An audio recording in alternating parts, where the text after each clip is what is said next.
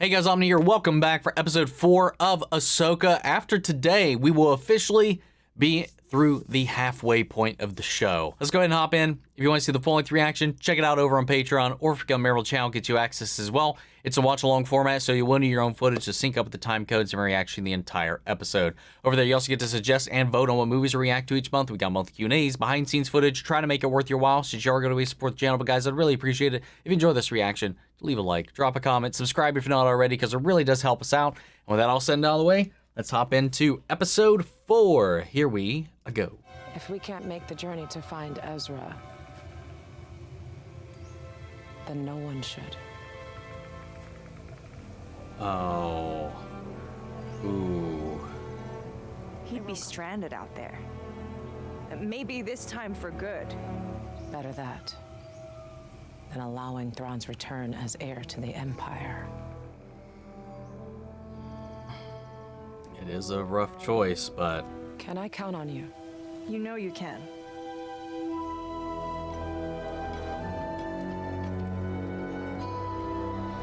Is everything all right? Not quite. Be careful out here. Nothing better happened to Huyang. I need his sass the entire way through this season.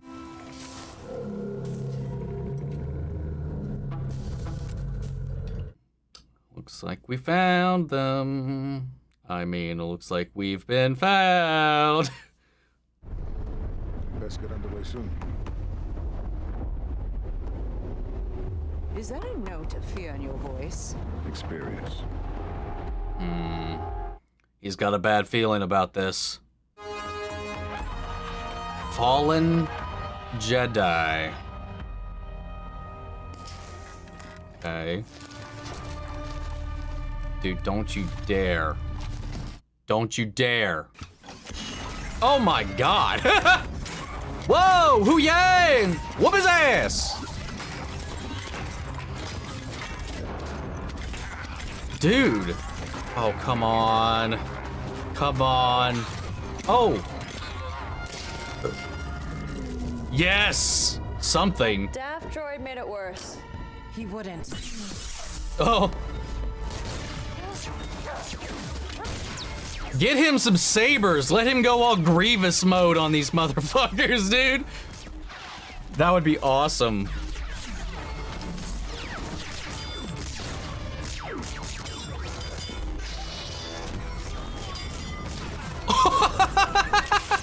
Nice. Or at least get him some blasters so he can forearm that shit.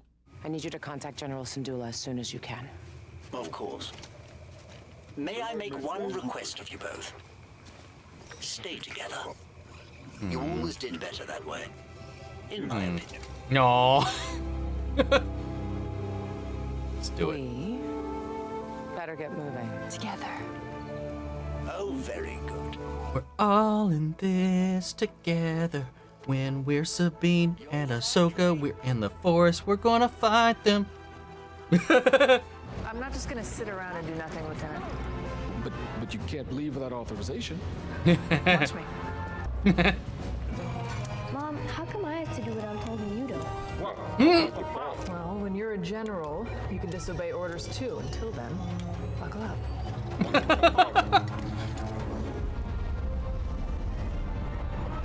That was some mom shit right there. I love it. Thanks for joining the party, Carson. Yo. Aww. You're risking an awful lot by doing this. Well, you know how it is. Once a rebel, always a rebel. On your signal, Phoenix leader. Mark. Yo. Let's go. I guarantee this episode does end with that sucker leaving this We will be lost to the galaxy, depths of the though. void. I'm not gonna stop it from leaving. Have faith. Faith. I lost that a long time ago.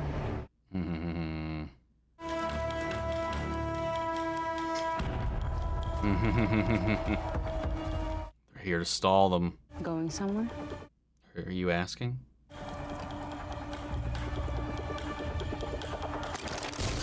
Jeez. Ooh, that quick draw, man.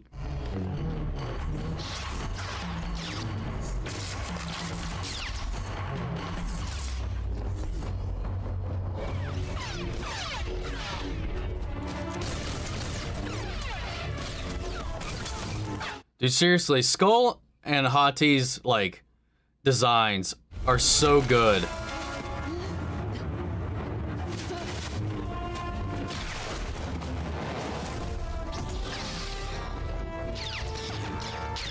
Rematch time. Oof. This feels so claustrophobic.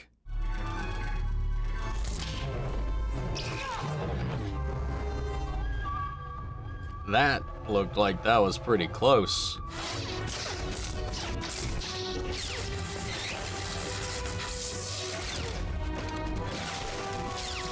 Oh, their fight's going a lot better than the last one. I just, like, not just like in general because Sabine's got a little bit of a rust cleared off, but just like the choreography. God, that was disorientating.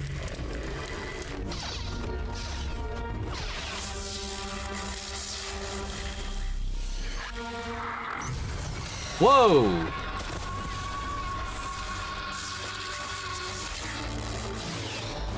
What the heck?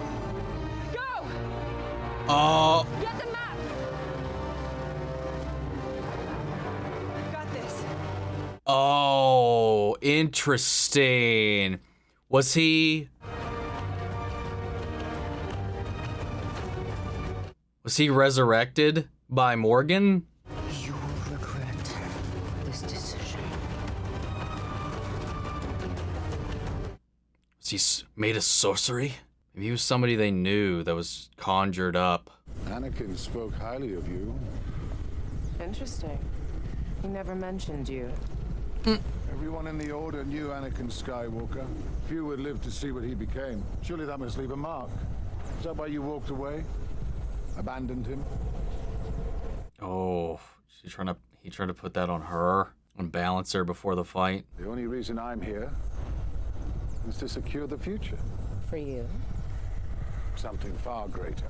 ambitious. Necessary.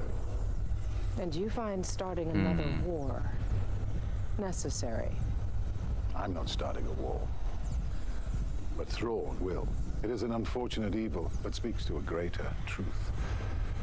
One must destroy in order to create. So he's, in essence, trying to use Thrawn. How inevitable.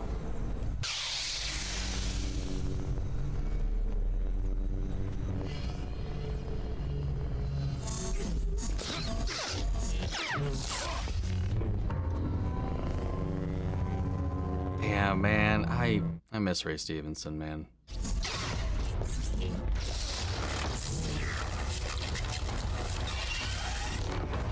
Oh, that sound.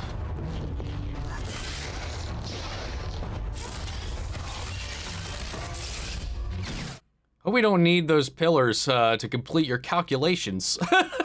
They might not be standing by the time you're done. I mean, we're almost there. I don't know why I keep saying we. How long until we receive the final coordinates? Moments.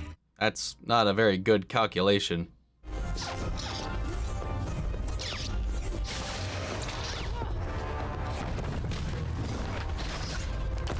Oh, hot damn.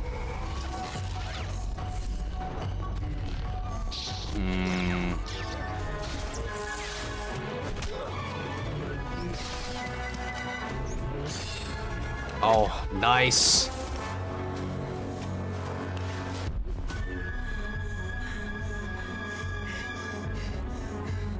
Oh. You have no power. Nice. Your legacy, like your masters, is one of death and destruction.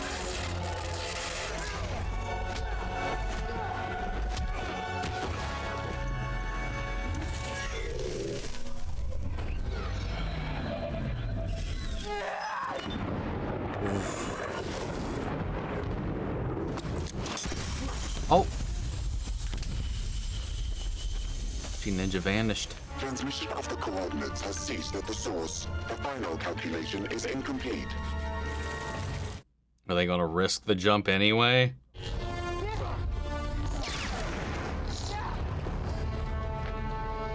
Uh-oh.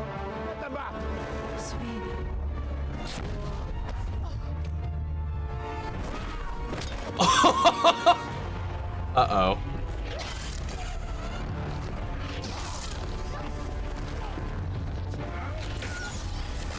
Need to come to this. Well, you know no other way. Stop! Oh. Sweet. Oh, she was actually... Destroy it! Oh, she's not going to, though. Step away from her!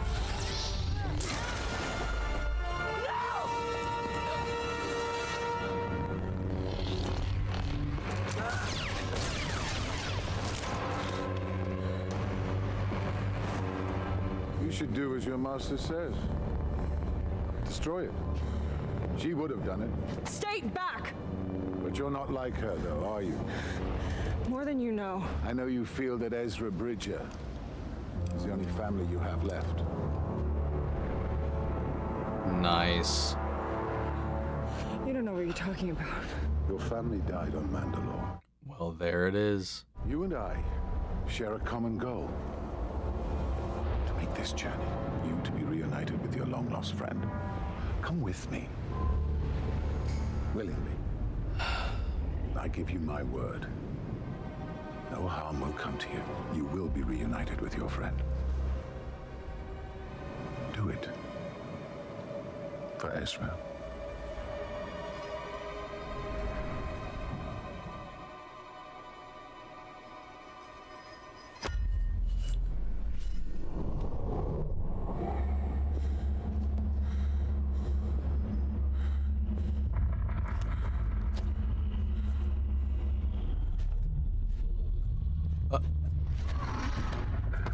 Oh, wow. Shin, release her. Shin.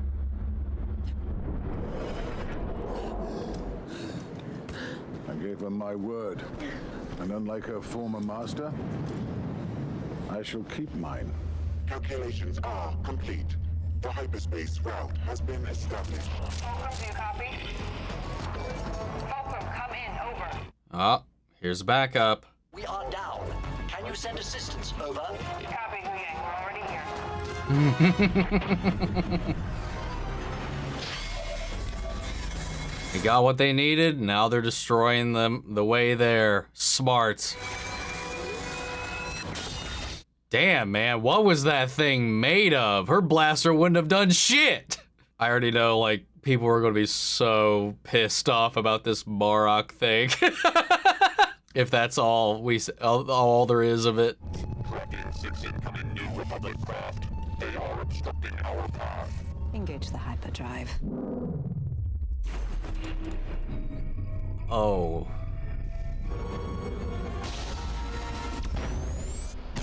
Oh!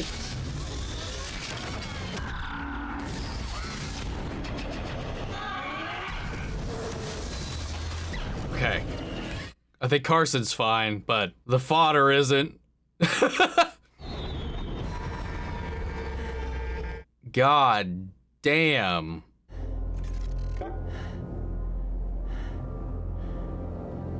I think that thing was a ring. Mom, I've got a bad feeling. Oh.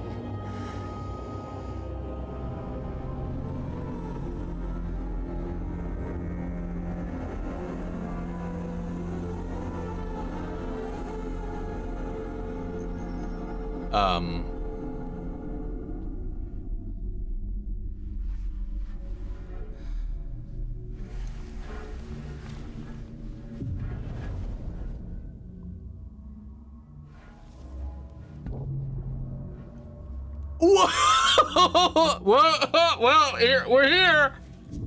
Holy shit. What? How?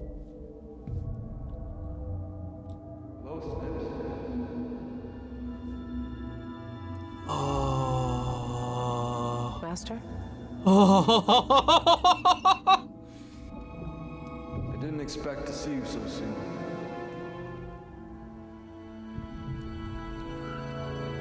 Oh.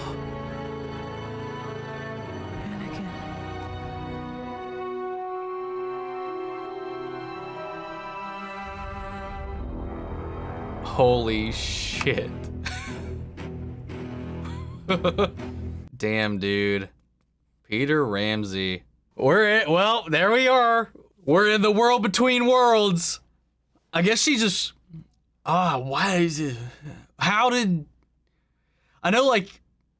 I know there's, like, it's never been fully clear how you enter it, but it just, like... I want answers. But that, like, line that Anakin gave there where he's just like, didn't expect to see you so soon. I mean, she's not dead. She's not dead. So it's not like an afterlife thing. So, like, I don't know what it is. I don't know how she got here. You know, touching on that, even though it just immediately came to mind, maybe how Ahsoka was able to breach into the world between worlds is very much so because of her connection to the Morai, to the daughter, to the light side of the Force when she was brought back herself. So maybe she's able to skirt this line between life and death. I don't know. I'm excited to see how they kind of explain that, if they do, or just kind of what little clues they provide as we kind of spend more time with this in the next episode. Oh, man. I'm so excited to see where they go with this.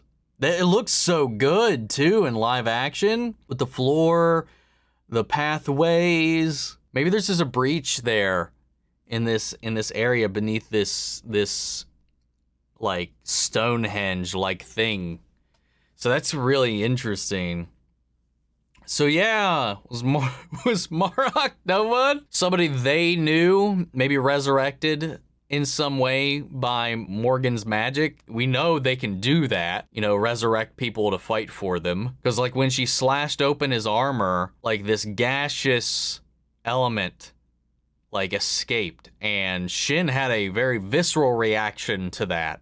Definitely upset her. So I'm wondering, again, there's still the opportunity to potentially explore that. And again, why Baylan needs Thrawn to initiate this war.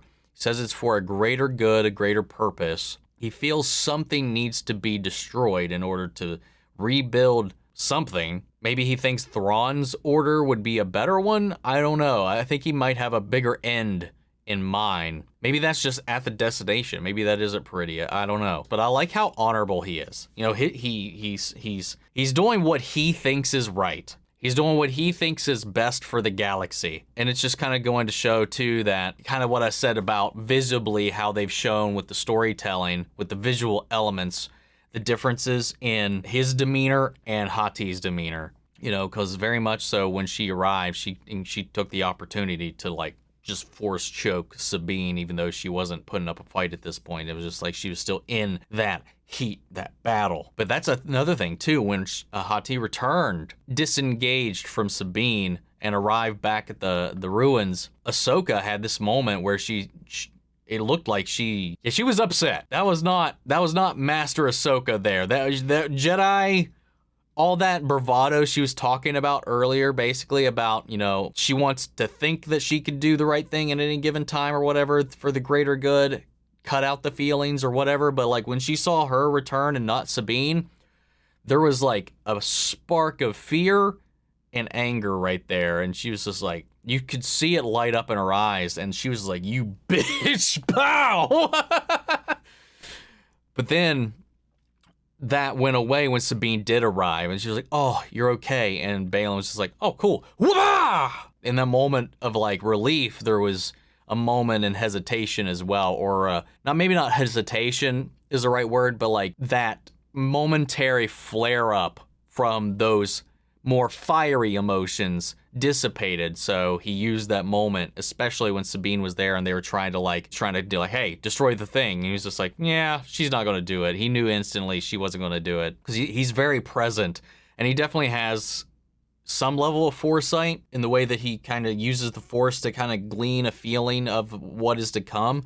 And he did that a few times in this episode. So that was pretty interesting to see. And I like how they kind of like feigned us a little bit too, talking about the Force here, going back to in a desperation when she lost her saber, she lost her guns, with Sabine just going like, ah! Just reaching out, hoping. And when we saw Hati flinch, because she expected something, but I don't think anything happened, unless that really was like a little baby push that actually succeeded. But the way I read the scene was that Hati flinched, which is telling a little bit of her training, or her how far along she is in her training, if something like that flinched, because she should have been able to sense the intent. But like, she still kind of, if she didn't get hit with something, she definitely, I thought she flinched, which had Sabine had a weapon would have been a great opportunity to just blast her. So yeah, I don't know, it was really interesting. The choreography was a lot better in this episode, especially with the fight between Shin and Sabine in the forest.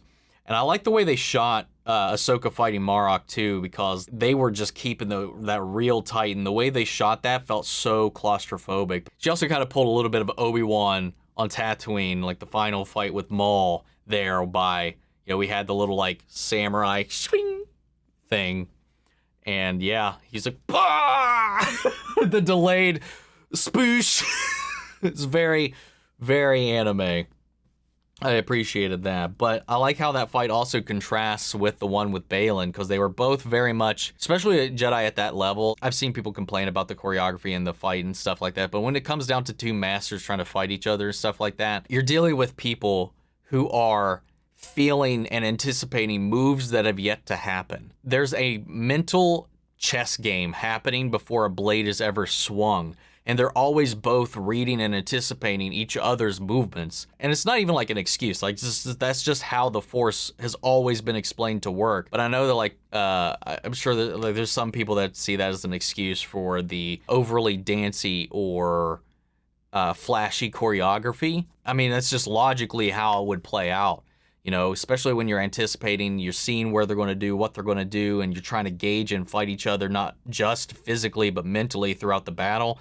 It's just always like, it's wild to see. And I like how that took them a little while, because it just built the tension and the anticipation for the first swing. And from that point onward, it was on. And I like, again, the contrast with Baylan's demeanor versus Hati. She's very wild. She's very brash. She's young. She's fiery. Baylan is old, he's seasoned, he's reserved when he needs to be, and controlled at all times. Like, he is power and precision, and I like that, because it always shows, especially when he's deflecting fire. I love the way he does, like, the no wasted movements, and we see a little bit of that here too, showing in his fight choreography as well. But there is something just sad, but also kind of optimistic about the way he's caring about himself, because he doesn't want to be fighting them. He doesn't want them to be in this position. He laments them being in this position. He sensed ahead of time that it wasn't fear, like he said, that he was feeling in that moment that Morgan tried to like pick up on. It was more that it was just what has to happen. He regrets it, because he doesn't want to take out any more Jedi, because he still feels that kinship with them. He's a very interesting character. Even as tired as the whole "we gotta destroy things to start from a new" thing is, his character is just so intriguing to me. And I love, we got a droid on droid fight with fucking Huyang fighting off one of the HKs. That was awesome. If only we could get Huyang locked and loaded with either some sabers or some blasters. I hope we get something like that by the end of the season. Hera disobeying orders, Baylan with a contingent of her own that are also willing to do the same, to come in with backup, and then that little moment with Jason feeling something. I would love for Kanan's legacy to carry on in him, but like, that little sense. But then again, feeling something has always been something very common in Star Wars, but as it always is, it is always the Force. But yeah, the fact that Morgan was like, hey, we got what we needed, let's just punch it. Who cares if they're in their way? And we got to see the kind of shockwave of their hyperspace jump affect the ships around him. Some got completely eviscerated. Had this been like a solid ship, anything in that path would have been completely torn apart. The ship itself likely would have suffered damage, but I mean, that's the benefit of a big ring. There's like all that space is clear, but whatever happened there, it still was enough to produce that shock wave. It was a really interesting visual aesthetic. But now how do we follow? Can we follow their trail? I mean, we can follow their jump trajectory and hope. Other than that, I'm not sure how we get there unless it's through the world between worlds, unless this is how Ahsoka gets to the other side, because it does transcend time and space. She might be able to use this, and Anakin might be able to guide her to that other point. But that transition in music also was a little ominous, so I don't know if this is some kind of trickery, or this is the Anakin that has already become one with the Force.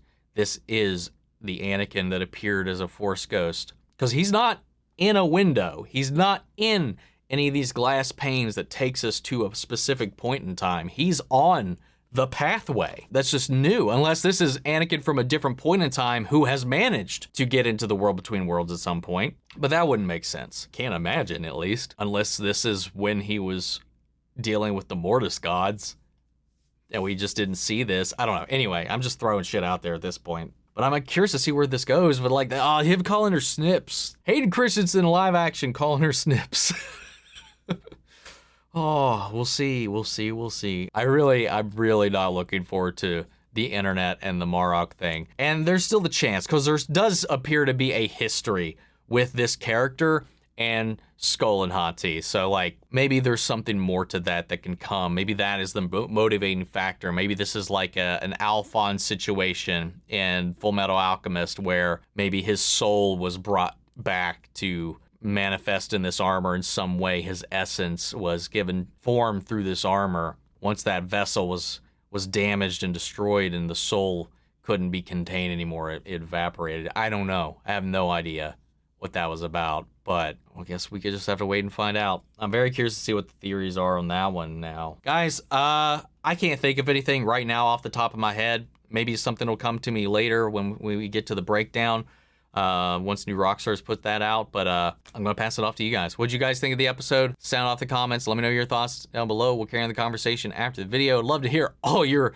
theories, man. So drop them. Go wild. But I hope you enjoyed the reaction. If it did, leave a like, drop a comment, subscribe if you're not already. And remember, if you want to see the full-length reaction, check those out over on Patreon, or if you become a member of the channel, get you access as well. And speaking of before you go, I want to shout out to channel legends: Manny Sherritt, Ryan Karen, York, Corey Scott, Margaret Grace, Melito, Robert Anguiano, Jeffrey Hale, M. Sephiroth, Jake and Trail, and Eric Official. Thank you guys so much for your continued support, and everybody who's been supporting these videos along the way. But that's it for this video, guys. I'll see you all in the next one. But until then, may the Force be with you always.